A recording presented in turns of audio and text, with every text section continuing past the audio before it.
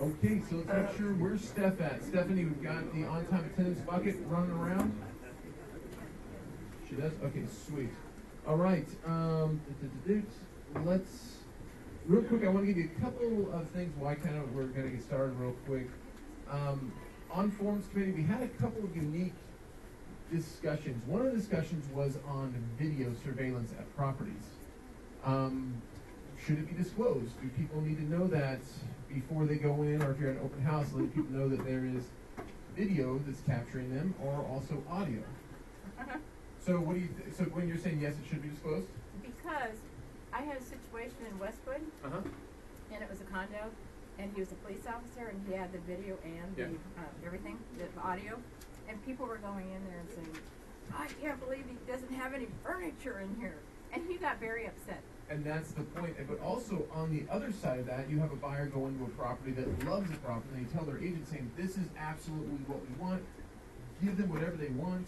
We just love this house." And then the sellers, I mean, that just takes away their negotiating power. Right. So the flip side of it is, well, if you have security in a nanny cam or in a lamp or something like that where it's not publicly displayed, should you disclose that? Because now all of a sudden you're opening up the security issue to people that you don't know, telling about where your security's at. So that came up. There's a work group started to talk about that, about what type of disclosure should be done. How do we disclose that?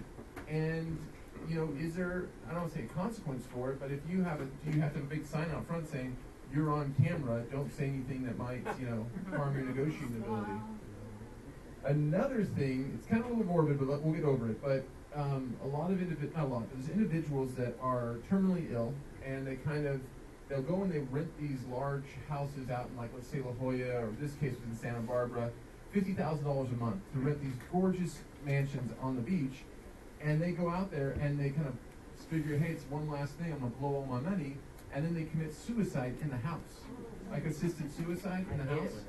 This happened 2 times up in Santa Barbara.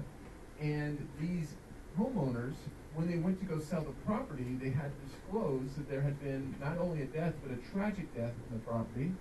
And the Santa Barbara agent was like, in our marketplace, a lot of individuals that are buying up there are very superstitious about that. And so the property value in a couple of these properties dropped by $500,000 to $700,000 because of that disclosure. Yeah, Rich. Alex Spanos' house. There we go. That's the only place it should be allowed at. So then the discussion came up is, how do you disclose that? Or what do you say in a rental agreement? If you kill yourself here, you owe me, or you're in trouble? I mean, it's kind of, so that's another work that was started, that if people, you know, anyway, so it was kind of, it's interesting being on these work groups, because you hear some of these things that, like, I've never even heard of that, never even thought about that. But then when you think about it, you're like, oh yeah, I guess that does make sense. That is something that could negatively affect your property value. And so anyways, so that's some of the things we talked about.